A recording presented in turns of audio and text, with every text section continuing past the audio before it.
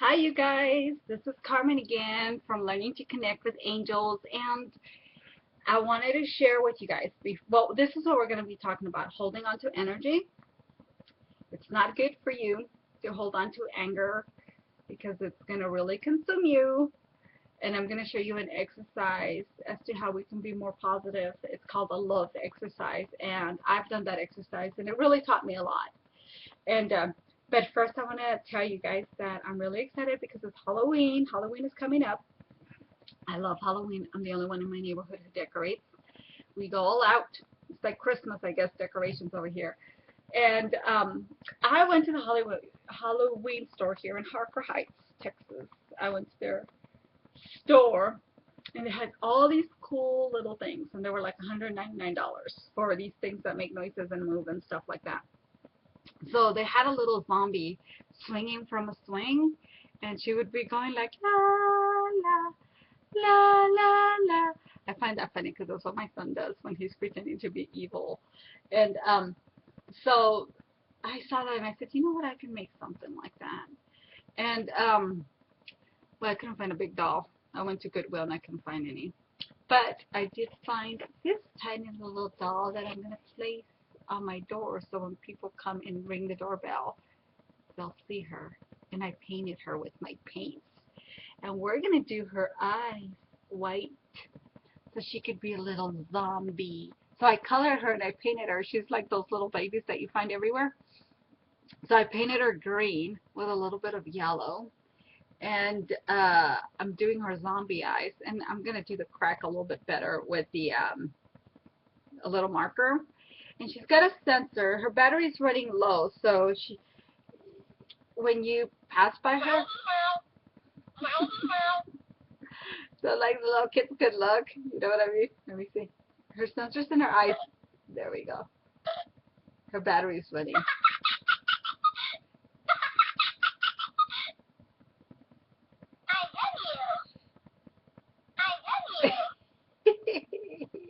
So the little kid.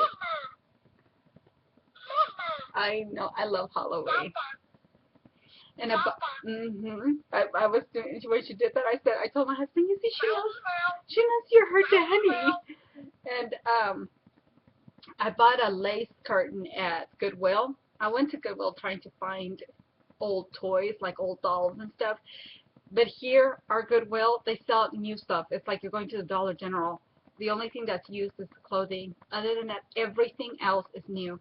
And so they didn't have any dolls. And so I'm going to have to be looking for dolls. So next year I can do a lot of them and hang them from trees. And like I said, I'm going to do glow in the dark eyes. The sensors are in her eyes. And I bought a lace curtain, and I'm going to put it over her head, and I'm going to layer it so it looks like she's christened. And I might put a wig on her. I bought a wig, and so I'm really excited. I'm going to put her by my door. Hopefully the little kids won't be so scared because I'm going to dress as Louise. No, my daughter Rachelle's going to be Louise from Bob's Burgers, and I'm going to be Linda because they say I'm just like Linda. So I'm going to go ahead, and so I'm really excited, and I just wanted to share that with you. I do. I love Halloween. You can talk to your angels and like Halloween. You can. You don't have to be a nun. Um, so I wanted to talk to you guys about energy. I was talking to one of my YouTubers, and I was telling her about holding on to energy. And usually we tend to hold on to energy in a negative way.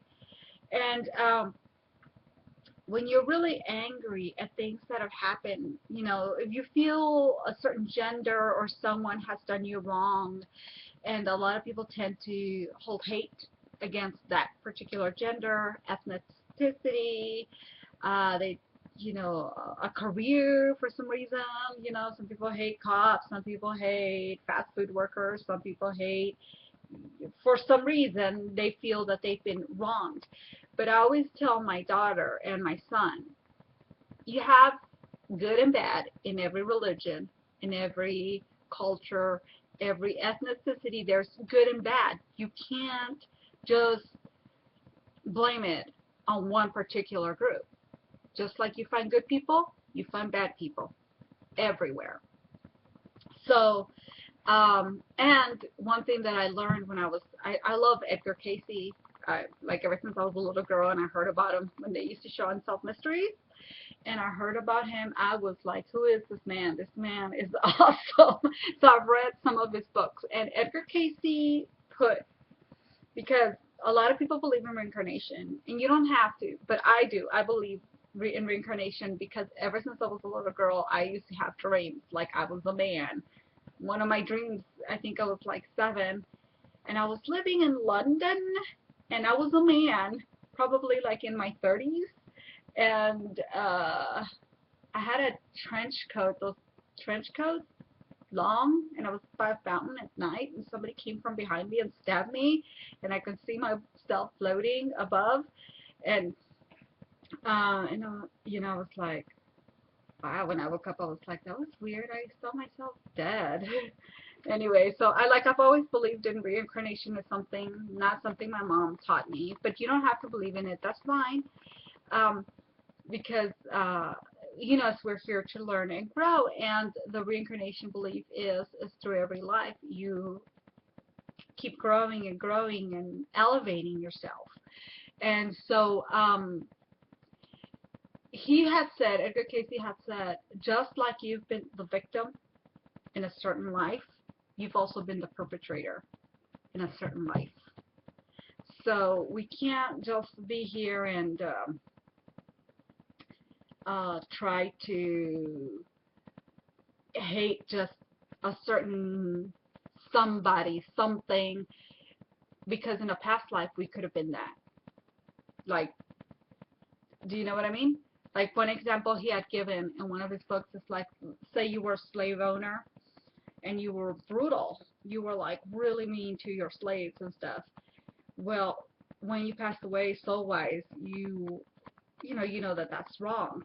So you grow up to be whatever ethnicity, because remember, there were Chinese slaves, there were African slaves, there were Indian slaves. My great ancestor was an Indian slave.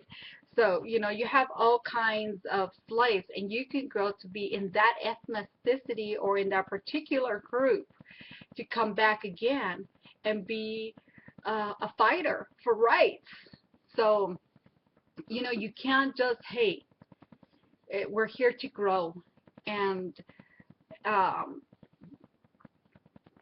get higher at a higher elevation. So that's why I always tell my kids, I've taught them never to hate anybody, because like they said, you might get somebody from a certain group or ethnicity, and what I mean group is like more like let's say a cop. A cop does something really bad to you, the next thing you know, or somebody who is a cop. They don't have to be in a uniform, you know. They do something horrible, and next thing you know, like, your mother's life gets saved by somebody in that same group or occupation or ethnicity. So, and you really, so we're here to love. That's the one thing our angels show us. It's just to love one another. And trust me, I know it's hard. So I know it's hard. Like, it's just really hard because a lot of people get influenced by negative energies around here, and negative energies do tend people, if you live in a house and there's a lot of negative energy, you will start being influenced by those negative energies. So when you hold on to anger and hate, you basically create a negative energy about you. People don't want to be around you. You are picky. You're always, like a Debbie Downer. We want to be around positive people. So what you can go ahead and do is, let me see, I had something else to say about that. When you're negative and there's Debbie Downer, nobody wants to be around you. So, yes, what'll start happening is you literally start carrying that in you, and you start getting sick. You literally start getting sick. I've never seen somebody who's so evil and mean be in the perfect health. Not only does it affect you, you with the people around you that don't want to be around you anymore. But it also affects you. You know, you don't live a very fulfilling life. As far as you're probably alone by yourself all the time. Nobody wants to be around you. Nobody wants to party with you. Nobody wants, do social occasions with you. And if they do, it's probably for something in return or somebody who's like-minded. Because like-minded, well, people will hang around. But the thing is you will start getting yourself sick. You will when you have so much anger towards somebody or something, and plus you give them power. Why? Don't give somebody power over you. It's their ignorance. It's their, it's them. That's one thing I've always told my kids. It's them, not you. Now, if you did do something wrong, then you need to work on that and correct that because we want to better ourselves. So that was very powerful. I learned that when I was watching a TV show with Gibbons, I think, the girl that used to be married to Mike Tyson, from something about Full Class or Head of the Class. Or, it used to be a show in the 90s or 80s. Anyway, and there was somebody, and the guy said, you're giving this person so much power. You've given them so much power. You've turned into a bitter person. And that clicked in me, and I said, that is true. When you allow somebody to consume you that way with so much hate, like, just me talking about like the hate, I'm thinking like how hate feels and like my stomach's getting knotted up, So you see, you can start getting ulcers. It starts affecting you. It literally starts affecting you. And like they say, also be careful with what you say. I'm sure you've heard this before. Like you say, well, that person really gets on my nerves. Well, guess what? You're like, oh, she's a pain in my back or whatever. You literally start creating those ailments for you. So try to be careful on what you say. Do not give people power over you. Don't. I know it's easier said than done. I have a neighbor, and my house was empty for 3 years before we bought it. So I guess she decided she could do whatever she wanted to do with our lot, And so when we would come home, she'd be parked in front of our house, like right next to her mailbox on the curb. She would be parked on the side of our curb. I'm from El Paso. You're used to it. Everybody parks on your curb, whatever. But sometimes I would be like, well, why doesn't she park on her side? Her side's empty. Like nobody's parked on the driveway, double car driveway. She has her lot's twice as big as mine, so you could actually fit 3 cars on her lot. And I was like, why is she always parking on my side? Oh, well, whatever. So it wasn't until my son started going to college, and he drives to Austin every day, so it's like about an hour drive. And sometimes he comes home at 11 at night, and he'd get up sometimes at 6:30 in the morning, so he could be there by 8 and have classes all day, come home at 11, and she would be parked in front of my house. And nobody would be parked on her side, so my son would have to look for parking space because my house is not that big. So he would like turn around, and I was like, oh, why? My God, I can't believe she's parked there. Because sometimes he would be able to park in front of my house, go to school, and when he'd come back, she'd be parked right there. And so what happened was, we bought a car because, of course, my son's now in college, and then my daughter's about to start driving, so we bought another car. And we parked that car right there. Oh, yeah. One thing was, I have a big tree. She doesn't have a tree. I have a huge tree that practically takes my whole yard. And this tree is probably like 150 years old. It's that big. And I thought, well, maybe she likes the shade. She doesn't have any shade. So what ended up happening is one time we got a letter from the city, and it said that we needed to trim. We had 2 days to trim our leaves. If not, they were going to fine us to trim the branches from the tree. And I was just like, there were people that had their branches lower than mine. And I was like, no, they didn't get the letter. And the reason I knew is because they never cut their branches. So we had to cut our branches. And I noticed that once we got that letter right around, she stopped parking underneath my tree. So I figured, oh, she must have gotten scratched or something must have happened to her truck when she parked there because her truck sits high. And I said, that's probably what happened. And since she had no way of suing me or trying to get me to pay for her stuff, this was the next best thing because everybody's branches are like 3 feet lower than mine or 2 feet, and they haven't cut them. So I was like, okay. So what ended up happening is my son was doing that, and it was my daughter's birthday, and we were going to take her friend home. And as we're coming back, we're going to park, and she's outside, and I had my window down, and she didn't realize that I had my window down. But I had my window down. We're getting ready to park right in front of my house now. And she was like, oh, here they are again. Oh, my God, I can't stand them. Always parking in front of their house. They block me. I can't even get out of my driveway. Like, she's just going off. She's really negative. I always hear her cussing at her husband. And we've had people that come here and do work for us, and they tell us, do you know her? She's such a biatch. So I'm like, I'm very careful, like, oh, really? I don't know. But yeah, I've heard her be really mean to her husband. Plus, she used to be a lawyer or something. So, so she does that, and then I was just like, did I just hear what she just said? Like, she's always parking in front of my house, and I'm like, so then she comes up, and she's like, excuse me, hi. I just thought it was really funny because, like, the switch.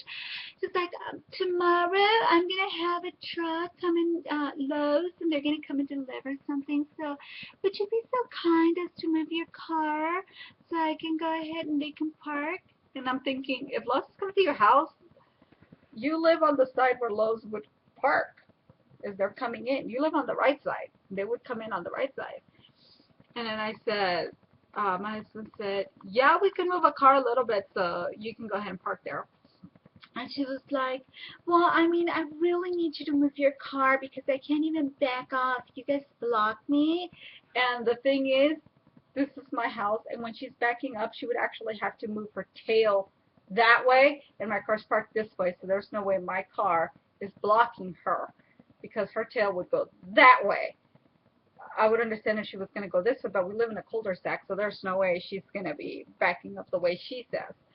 So there's no, she's backing away. My car's not even in her way. And I said, oh, well, you know what? I'm sorry, but I really got upset. And I said, well, you know what? I said, the reason I park there and I don't move my car is because you used to park there. And you never, you used to park there. And when my son would come home from college at 11 o'clock at night, you'd be parked there. And nobody would be parked in front of your house. She said, well, I'm just saying because you guys never let me back up. And I was like, no. I called her out on her lies. And I was like, I can park wherever I want to. This is my property, and if I want to park this way, I can go ahead and park this way. And she started babbling, like saying something, and I was just like, watch who you talk to, because you're not going to be talking to me like that. Don't be talking to me this way. I have a right to park this way. So pop it down, lady.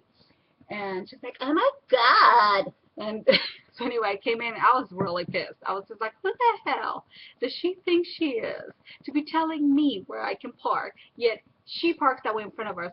As a matter of fact, my neighbor can't even back off because of the way she is parked. And then when my sister came to visit me, she parked there, and she was on the phone telling somebody, I swear I'm going to hit their car one of these days.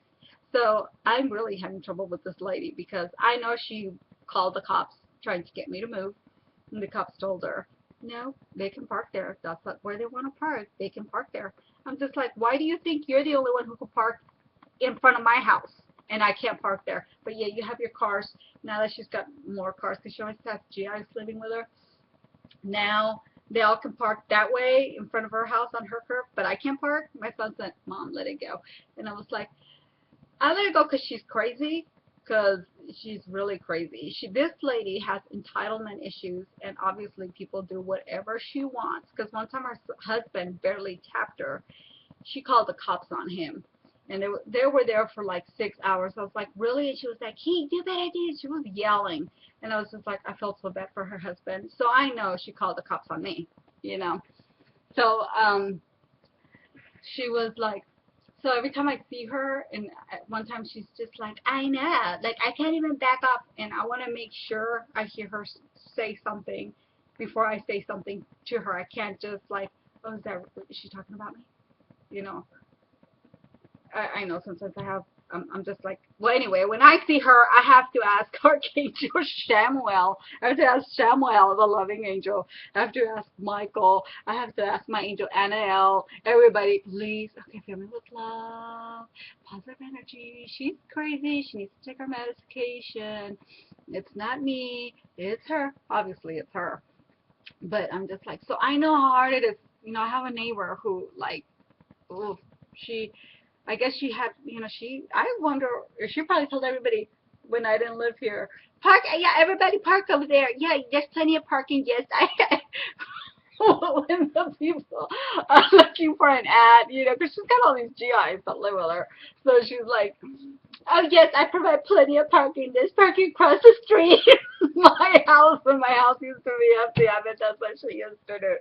So anyway, so when I see her, I really have to like love, send love to this lady.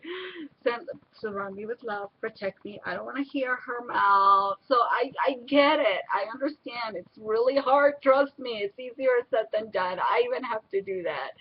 So one thing you could do, sorry for me babbling off about my neighbor, but I want to tell you that I do relate. I have to deal with her every day, and there was no issues moving because she was doing an addition. I think she's praying for the day I move. And, but I want to show you an exercise you can do. Of course, when people know you like that and you're at work, because I know we all have a coworker. Me, what I do, I always avoid those people. But there's times where you can't avoid them. So what I do is I put myself in a white bubble of light and love. I say, okay, and I picture me in a cocoon, and I'm surrounded with white, and I'm surrounded in pink, and it's metallic, and nothing can penetrate in. And I say, please keep all negative people away from me, negative energies away from me, angels, protect me. And I radiate love. Only love can come out and come in. And I do that. And trust me, I do that a lot because I work on my garden outside, and she's there all the time. And so I'm always like, love, love. And so let's see. What you can do, and this is very powerful for me, when you want to learn to connect with angels, you have to increase your energy, and you have to be at an elevated, because angels are positive. They're pure light, pure energy. So we have to keep our energy elevated, and one way to do that is to radiate in love and positive thoughts. So what you can do is, I got this from a book, and I wish I knew which book it was because it taught me a lot. It's an old book. For 3 days, when you feel a negative thought, or you feel that you are going to get testy, or you're going to get upset, or you want to say something negative, or you feel that something ticked you off, fill it with love. Be loving. Stop yourself, catch yourself, and just think about something positive and loving. And do that for 3 days, and you're going to catch yourself that you're like, oh my God, wow, I thought I didn't do negative stuff, but I do. So this helps you to start radiating at a higher, more loving, positive energy. And I really like this exercise. So just try it for 3 days, and if you like it, continue. But I know this is Earth. This is where all the negative stuff is. So it's easier said than done. But I hope that it works for you guys. And I want to thank you. So try not to hold on to that negative energy. Release it. Fill it with love. Let it go. Do not let somebody consume you with anger. Do not give them the right, or do not empower an action or someone to consume you and bring you down. Try to be positive and loving. That's why I shared my story with my neighbor, to show you that I even have to work at it, So, oh yeah, and another thing. to pay attention to your angel signs. Remember, angels are always with us. I just remember because I saw it right here. Mm. So remember, angels are always talking to you. Angels, if you don't hear them, they send you signs or things like that. I'm going to show you my sign that I just got. Yesterday I got an email. I subscribe to Darren Linton. He's an angel guy and stuff. So about 4 years ago, I bought one of his courses because even though I know how to talk to my angels and stuff, I'm always looking for other ways to kind of like increase myself or put myself in more enlightenment and to learn from other people. So I love learning. So I had bought his course like about 4 years ago, and he was one of the ones that would let you do it in monthly payments for 20 something dollars a month for like 14 months. And no, was it 14? No, maybe it was 8 months. That's what it was, because there's 8 lessons in there. And that's why I also started, like I said, you know what, I'm going to show people, because not everybody has money. We don't, I mean, I wish I could go to a Doreen Virtue cruise or go meet her and stuff, but I don't have that money. That's why I decided to start doing this for you guys, because not everybody can afford this. So I said, I'm going to teach people what I learned and what I know, what my angels tell me. So anyway, I bought his course, and I never did it. I just had it there. But when I bought it, my daughter, the day I bought it, my daughter came to me and she said that she was drawing, and when she was drawing, she was like, what is this? Is the light on? The light's really shining bright. She looked up and there was an angel right above her. She was sideways, the angel, and she had like a thing full of flowers around her neck, like a sash kind of thing, full of flowers. She said she was really beautiful and she was flying, and that's what caught her attention. So, and I thought, oh, that's weird, because I just bought the Darren Linton thing and I just got it. It's like, wow, okay, you know, I thought that was really nice. And so I never did it. So yesterday I got an email saying Darren Linton is on if you want to listen to his webinar. He was talking about angels. Pay attention to angel signs. You can always talk to angels, ask them to help you in everything. You can ask them to increase your clients. You can ask them to help you creatively. You can ask them for abundance, how to make more money, to give you ideas and things like that. One of my things that I would love to do is teach people, B, health, give people energy, healing energy and stuff like that. My daughter is a hypnotherapist, so I thought it would be so cool to incorporate both of them. And so I got that, and then I got an email from someone else saying, you know, if you want to open up your healing practice and stuff like that. And so I said, okay, well, that's what he was talking about, and he was talking about pay attention to angel signs and stuff. And I thought, oh, that was really good. I'm really glad I listened to his webinar. It was a tiny little meditation, like a 2-minute meditation, the one with it. And it's like, that was so cool. And I thought, that's weird that he's talking about healing practice. And I got the email about healing practice. Maybe I need to pay attention to this. Because I'm telling you right now, my stomach is tightening, usually a sign. And so, okay, so I'm painting my Archangel Gabriel.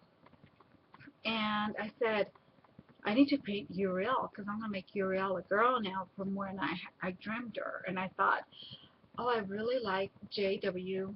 What is it, Waterhouse? Yeah, J.W. Waterhouse. And I've had this book for like 5 years, too. And once in a while I would look at it, but I haven't looked at it in a few years. So I was looking at it to get some inspiration. And so I noticed there was a packet in here. And I thought, oh, it's probably pictures that I printed out that I wanted to paint. And I looked at it and I was like, oh my God. It's the Darren Linton course that was stuck in here. I was like, no way. It's been years since I've opened this book. And there it is, written by Darren Linton. There's this thing. And I thought, okay, angel guidance. So pay attention. I'm going to read it. And it comes with a few little meditations. Just very tiny little meditations, like 4 minutes. And but it's got I've got to read it because I've never done the course, so I'm like, okay, if this is you telling me do it, I got it. Of all the books that I could have chosen, because I have Muka and I love Muka, Alphonse Buca is one of the other ones that I really like, but I decided to pull out the JW Waterhouse one that I have not seen in years. I'm not lying to you guys. And Darren Linton stuff was in there. So I'm going to go ahead and do it. And so pay attention to stuff like that because angels do that. And thank them. Always thank them, you guys, okay? So I just wanted to talk to you guys about this. And thank you. I don't want you holding on to negative energy because it can really, really bring you down. And with positive energy, you elevate yourself. Okay? So you guys take care and have a good one, you guys. Bye.